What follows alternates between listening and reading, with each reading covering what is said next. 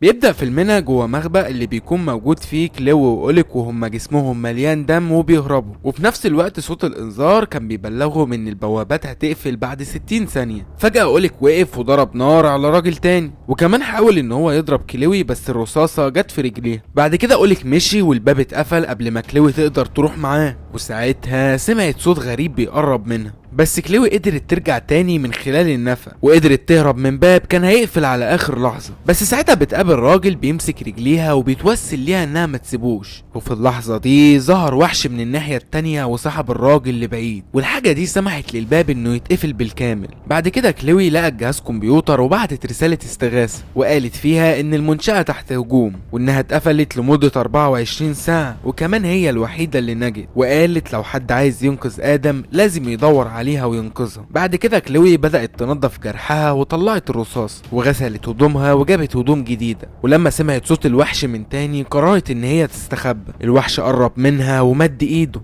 بس الغريب انه لما شاف وشها مش بيهاجمها. وفي نفس الوقت ده المرتزقة جيمس كان بيكلم مراته الحامل الفيديو اللي كانت متضايقة منه لما شافته لابس بدلة القتال، وده لانها كانت مفكرها هيرجع البيت. جيمس ساعتها عرفها انه اخد مهمة خاصة ووعدها انها هتكون اخر مهمة لفترة طويلة، لانه هياخد منها مبلغ كويس هيقدروا يشتروا بيه بيت ويأمنوا مستقبله. بعد كده جيمس وصاحبه المفضل مارشيال ركبوا طيارة مع صديقتهم المرتزقة راشيل، وفي خلال الرحلة راشيل شرحت لهم المهمة انهم هيدخلوا معمل ابحاث علشان ينقذوا كلوي من غير ما حد يكشفه، وعرفتهم كمان ان فريق الاو حاول ان هو يدخل المخبأ قبل كده، وده ادى لمقتل 12 مدني. حاليا الجنود اللي في المنطقة بيحاولوا يلاقوا مدخل تاني. مارشيل وفريقها هم كمان كان عندهم قوات على الارض وقدروا يلاقوا نفقين للهروب، فراشيل هتنضم لفريقها الفا علشان يدخلوا للمنشأة، وجيمس ومارشيل هيفضلوا بره علشان يعملوا غطاء ليهم. وبعد كده في طيارة هليكوبتر هتيجي تاخدهم، ولما وصلوا للغابة جيمس ومارشيال لقوا واحد من فريق الاو بيدور على اي نفق باستخدام كشف المعادن، ولما الراجل شافهم هرب فورا وبدأوا ان هم يجروا وراه ويطاردوه. الراجل بيحاول يستخبى ورا شجرة ولكن باقي الاعضاء لقوه وكانوا عايزين يقتلوه، لكن جيمس اختار ان هو يربطوه على شجرة بدل ما يقتلوه. الاسير فضل يردد ان النفيالين جايين، لكن جيمس افتكر ان ده كلام فاضي وساب الراجل مربوط في الشجرة. وفريق الفا استخدموا متفجرات صغيرة علشان يقدروا يفتحوا فتحة في القابو، ووقتها بيلاقوا راجل على الحيطة ولما بيلف بيبان على وشه ان هو في مرحلة التحول. بعدها الراجل هجم عليهم والفريق فتح عليه النار، بس ما كانش كفاية انهم يوقفوه، وعند جيمس اكتشف ان الاسير هرب. بعد كده قنابل كتير بدأت تنفجر حواليهم وجروا يستخبوا وفتحوا النار على رجالة الاو لما هاجموهم، اللي قتلوا واحد من اعضاء الفريق على طول وجرحوا التاني بجرح خطير. القنابل كانت بتنفجر في كل مكان في المنطقة، ومارشيال وقع لكنه قام بسرعة وكمل اطلاق النار، بس للاسف اتحاصر ورا شجرة. جيمس كمان وقع بسبب قنبلة فزحف على الارض علشان يقدر يرجع سلاحه، وجري بين الاشجار علشان يقتل بقية الاعداء وينقذ مارشيال، وكمان واجه الاسير لكن المرة دي ما ترددش ان هو يديله طلقة في دماغه. بعد كده جيمس ومارشيال ساعدوا زميلهم الجريح ولكنهم سمعوا صوت اعداء جايين فعالجوا جرحه فورا وخبوه، وخدوا ساتر وشافوا رجالة الاو اللي لقوا زميلهم اللي كانوا فاكرينه ميت. بس الغريب ان الاعداء ضربوه بالنار كذا مرة، وبعد كده مجموعة اوليت جابوا كلب علشان يدوروا عليهم، وساعتها مارشيال ما كانش عنده اي اختيار غير انه يضرب الراجل اللي ماسك الكلب، والمعركة بتبدأ من تاني، وقدروا ان هم يقتلوا اكبر عدد من الرجالة وهم بيجروا في الغابة، بس للاسف بيخلص منهم الرصاص والقنابل بتنفجر في كل حتة حواليهم، وكان الحل الوحيد انهم ينطوا في المية. الطيار كان قوي جدا وسحبهم لفترة، وبعد ما جيمس قدر يمسك في صخرة وشاف الشلال قدامه فبدأ يقلق على مارشيال اللي كان بيعوم بعيد وهو قريب منه.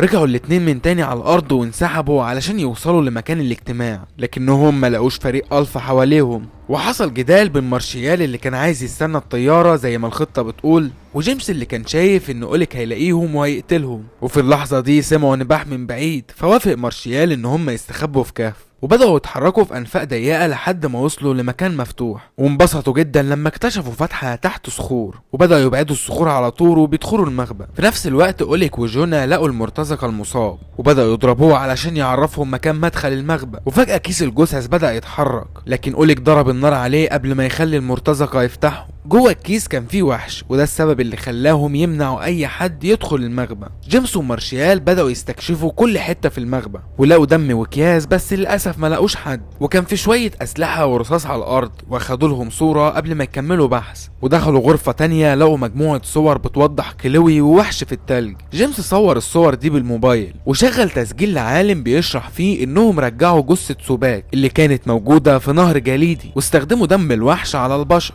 بس الدم ده طلع طفيلي وهاجم الحمض النووي بتاع الناس. بس العلماء كانوا شايفين ان الوحش ده حاجة من كتاب مقدس وما كانوش مفروض يصحوه. مارشال ما فهمش، بس جيمس وضح له ان في ملايكة ساقطين كانوا بيسيئوا للبشر، وده ادى لولادة وحش قوي جدا معروف باسم النفيالين. الوحوش دي عملت حرب على البشرية، ولما كانت البشرية خلاص على وشك الانقراض بيحصل الطوفان العظيم، واغلب البشر نجت في السفينة. كان مفروض ان الطوفان قضى على كل النفيالين، وفي اللحظة دي سمعوا صوت غريب وجيمس راح يشوف، وحس ان في حاجة موجودة وراه، فتابع الصوت لحد ما دخل اوضة تانية وسمع اصوات غريبة جاية من فتحة التهوية. جيمس بيلاقي كلوي مستخبية وبدأ يتكلم معاها، حذرته ان الوحوش موجودة وبتنجذب للاصوات، بس كان فات الاوان ووحش ظهر فوقهم ورمى جيمس على الارض، وللاسف وقع منه سلاحه والوحش نزل على جيمس. وقبل ما الوحش يهاجمه كلوي ظهرت ورا الوحش وضربته بالفاس، وفي اللحظة دي مارشيال ظهر وفتح عليه النار، ولكن للاسف الرصاص مش بيأثر فيه، وهرب الوحش من خلال فتحة التهوية. وساعتها سمعوا صوت وحوش اكتر جوه الفتحة،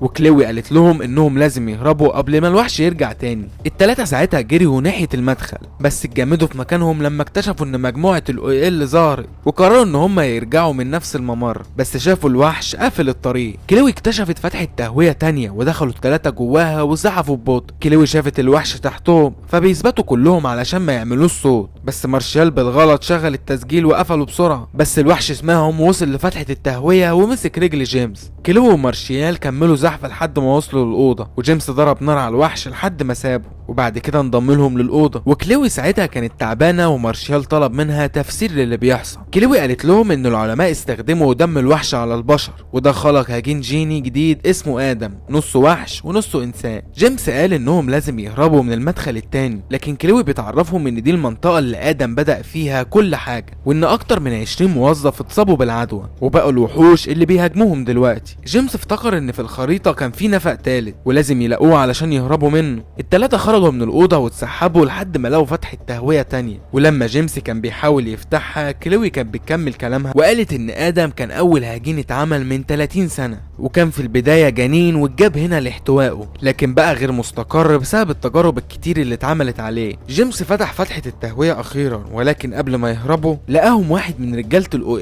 كلوي قالت له وطي صوته، ولكن الراجل ما سمعلهمش وصوته جذب وحش قتله بسهولة في ثواني. التلاتة استغلوا الفرصة ودخلوا فتحة التهوية وزحفوا بعيد. كلوي قالت لهم ان الاو كانوا هم حراس المختبر، لكن دلوقتي عاوزين يقتلوا آدم، وكمان او عايزين ياخدوا بحث آدم اللي مع كلوي. وفي الاخر التلاتة خرجوا من فتحة التهوية واتبعوا الانابيب لحد المحرك، عدوا من باب ضيق جدا ومشوا في الممر لحد ما لقوا راشيل اللي كانت مصابة وقتها بجروح خطيرة. وعلى كاميرات المراقبة كلوي لاحظت ان العدو جاي. مارشال بيحاول ياخد راشيل معاهم، بس كلوي بتقول انها مصابة ومفيش ليها اي علاج هنا. ولما مارشال رفض يسيبها وراه كلوي بتعرفهم مكان الجناح الطبي علشان يجيبوا اسعافات ليها. مارشال بيروح للجناح الطبي وجيمس ساعتها بيدور على فتحات تانية. كلوي بتستغل الفرصة وبتضرب راشيل برصاصة في دماغها، وساعتها الرجالة بيرجعوا لما سمعوا الطلقة. بيغضب مارشال وبيتجاهل كلامها لما كلوي قالت ان هي انقذتها علشان تتجنب معاناتها كوحش. مارشال بيصرخ في كلوي وبيهددها بالقتل، بس جيمس بيوقفه. الازعاج اللي عملوه بيلفت انتباه الوحش اللي بيظهر بسرعة عند الباب. مارشال وجيمس بدأوا يفتحوا عليه النار ولكن من غير اي فايدة، ولما الرصاص بيخلص منهم المجموعة بتجري وبتتفرق بالغلط. الوحش بيطارد ساعتها جيمس وكلوي اللي بيهربوا للجناح الطبي. الاجسام اللي في الجناح الطبي بدأت تتحرك على طول.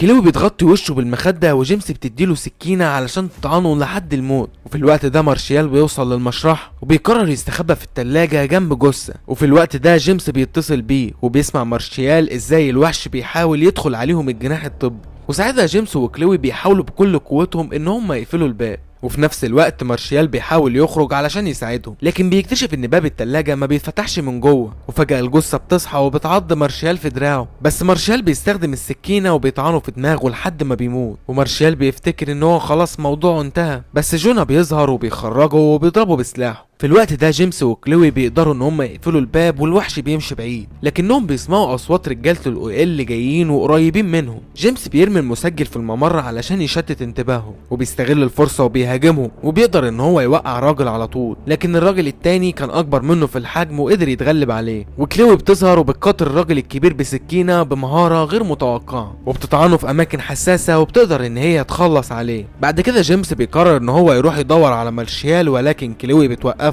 وبتعرفه ان الاو ال لو حصلوا على البحث هيحولوه لسلاح يدمر الكل. جيمس ساعتها ما كانش عنده اي خيار غير انه يمشي مع كلوي. وفي المشرحه مارشال كان مربوط على الطاوله، وجينا بيشرح له ازاي العدوى هتقتله وتحوله لوحش، وبيفضل يساله عن مكان ادم، ومارشال بيقول له انه ما يعرفش حاجه. وفجاه بتجيله رؤيه وبيشوف ادم وهو بيقتل العلماء، وبيطارد الاو ال قبل ما يسجل الرساله. الرؤيه دي بتكشف له ان كلوي في الحقيقه هي ادم، وان الاو ال كانوا بيحاولوا يمنعوها تخرج من المخبأ. وقتها جيمس وكلوي وصلوا لغرفه ادم ولقوا جثه قائد فريق الفا، وده خلى كلوي تتعب. جيمس كان بيحاول يتصل بمارشال اللي كان جونا بيحاول يطعنه في اللحظه دي، ولكن فجاه وحش انفجر في المشرحه، وجونا بيلف يضربه بالنار، لكن الوحش مسكه ورماه فوق مارشال وبيموته. وبعد موت جونا الوحش بيبص لمارشال نظره قريبه، لكن ما بيقتلوش لانه اصلا مصاب بالعدوى، فبيمشي الوحش وبيسيبه. مارشال ساعتها بيستخدم سكينه علشان يحرر نفسه. وفي اوضه ادم جيمس ادى تليفونه لكلوي وقال لها تخرج من النفق اللي استخدموه فريق الفا، وبمجرد ما تخرج تستخدم التليفون علشان تتصل بالمروحيه. جيمس كان مستعد ان هو يمشي علشان يساعد مارشال، لكنه اتجنن لما شاف سرير اطفال في الزاويه، وفهم ان كلوي كانت تعبانه لانها حامل. وبتعرفه الحقيقه، واعترفت كلوي انها ادم، وشرحت انها هربت بعد ما حبسوها لمده 30 سنه، وانها رفضت تربي طفلها في الاسر، علشان كده قتلت اللي اسروها علشان تحصل اخيرا على حريتها. جيمس ساعتها اتفهم رغبتها في حمايه طفلها، لكن برضه عرف ان دمها خطر وما كانش عايز يسيبها تمشي. فجاه الوحش دخل الاوضه، وكلوي كانت بتراقب ازاي جيمس بيتعرض للضرب بسهوله. في اللحظه دي مارشال ظهر وهدد كلوي ان هو يضربها بالنار، وساعتها الوحش ساب جيمس، وكلوي هربت من الاوضه وطفت النار عليهم، ومارشال فتح النار على الوحش. وجيمس لقى قاذف اللهب اللي كان سابه الجنود واستخدمه لحرق الوحش لحد الموت. في نفس الوقت كلوي خرجت ولقت اوليك مستنيها بسلاحه. كلوي اعتذرت عن اللي عملته وحاولت تحضنه، بس اوليك ما سامحهاش، وفي اللحظه دي سحبت سكينه من ظهره وطعنته،